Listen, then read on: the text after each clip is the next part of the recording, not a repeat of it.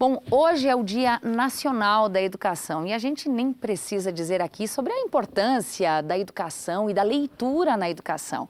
A gente tem o prazer de receber hoje aqui no estúdio o escritor Ricardo Azevedo, que vai falar sobre esta obra aqui, Fragosas Brenhas do Mataréu. Esse é o livro proposto para leitura aqui no mês de abril. Muito obrigada por aceitar o nosso convite, é um prazer lhe receber aqui. Obrigado. Em um dia tão importante, o Dia Nacional da Educação. Sim, sim. Leitura tem tudo a ver com educação. Sim. E tive essa oportunidade hoje de conversar com leitores, né, de manhã, pessoal da ensino fundamental, uma sexta série, sétima série, uma coisa assim, né, que leram o livro, foi fantástico, 200 e tantos. Bom, todo alunos. Mês, desde 2006, acontecem esses encontros, né? Aqui em Passo Fundo. Como é que foram as perguntas e também a interação desses jovens hoje pela manhã? Eles leram o livro, né? É um livro grande, que tem uma linguagem não tão simples, né? Então foi ótimo, assim, eu tive uma sensação muito boa, com boas perguntas, pessoas, né? Esse livro, assim, só para contar rapidamente, né? Ele passa-se no período colonial brasileiro e é a história de um menino de 15 anos, mais ou menos, que a mãe é morta pela Inquisição e como ele era muito pobre, essas pessoas eram disponibilizadas pelos governantes, pelo rei, né? Porque eram chamados de órfãos do rei. Que simplesmente jogaram o moleque num barco e ele veio sem saber, nem sabia para onde ia, ele veio para o Brasil como um marujo. E é um pouco a história dele aqui, encontrando o Brasil, etc. Por que essa história ele sensibilizou de tal forma a ponto de escrever esse livro que tem aqui, vamos ver quase 300 páginas? Então, você sabe, Thaís, é uma coisa que eu trago isso desde adolescente. Eu ficava pensando assim, como era... Sabe, como é que era chegar no Brasil? Quem eram esses caras que vieram para cá? Você sabe que tinha portugueses aqui que estavam aqui. O João Ramalho, por exemplo, ninguém sabe como veio. Quer dizer, quando foi descoberto o Brasil, ele já estava. E o Caramuru, ninguém sabe direito. Ele é um cara que estavam aqui, moravam entre os índios. E eram portugueses. E isso, Hans Staden, cara que ficou aqui no Brasil, duas vezes ele foi preso por índios, né? Um alemão.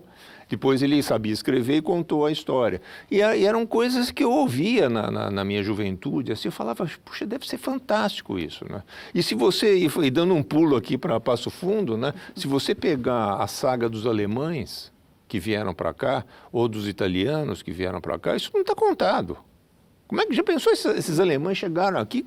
Pô, você entendeu? De alguma forma. Não, eles chegaram, mas o que eles enfrentaram exatamente? Como foi essa constituição dessa cultura brasileira, alemã ou italiana, alemã aqui, né? Pô, uma história que eu adoraria ler esse livro.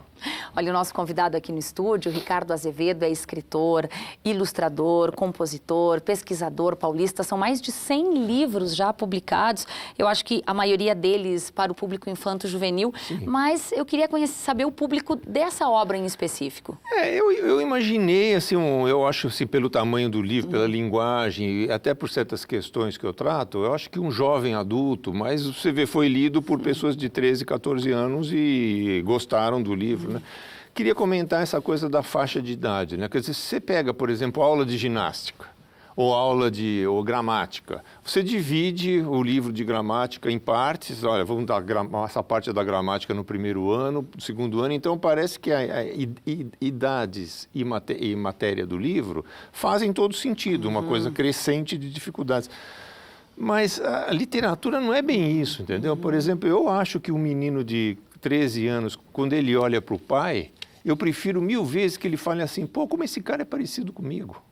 E não como ele é diferente de mim. E ele olha o avô dele e fala a mesma coisa. Pô, esse velho, pô, até que ele é parecido comigo, até que ele também sofre, até que ele também tem medos. Ele é um ser humano como eu. E acho que a divisão de faixas de idade, como é colocada, como está colocada hoje, afasta. A pessoa se sente descolada. Não. Isso aqui é só os jovens entendem. Isso é uma besteira... Talvez total. por uma necessidade do mercado de segmentar um pouco e facilitar a venda do produto, é lógico, né? É óbvio. É isso. Olha, é um prazer lhe receber aqui, muito obrigada. Passou muito frio aqui em Passo Fundo, quem veio de São Paulo?